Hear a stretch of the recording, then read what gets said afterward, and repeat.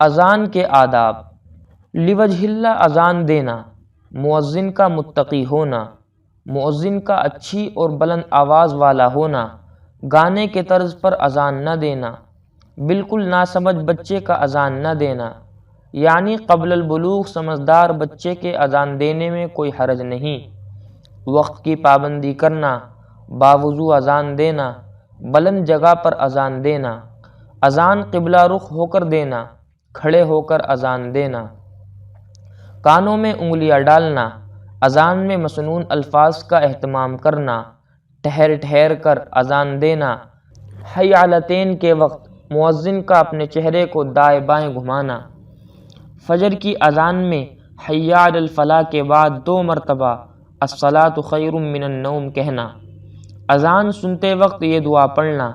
اشہد ان لا الہ الا اللہ واشہد ان محمدا عبدہ ورسولہ، رضیت باللہ ربا وبمحمد رسولا وبالاسلام دینا۔ مغرب کی اذان سننے پر یہ دعا پڑھنا، اللہم ان ھذا اقبال لیلک وادبار نہارک واصوات دعاتک فاغفر لی۔ دوران اذان بات نہ کرنا، مؤذن کی اذان کا جواب دینا،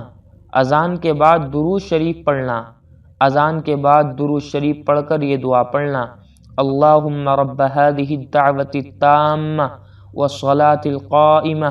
آت محمدا الوسیلۃ والفضیلہ وابعثہ مقاما محمودا الذی وعدتہ۔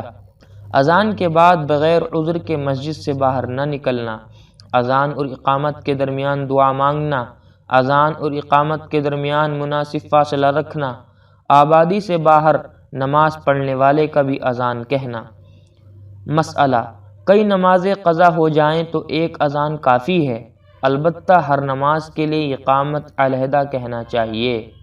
اللہ تعالیٰ سے دعا ہے کہ اللہ تعالیٰ ہم سب کو ان تمام باتوں پر عمل کرنے کی توفیق عطا فرمائے، آمین۔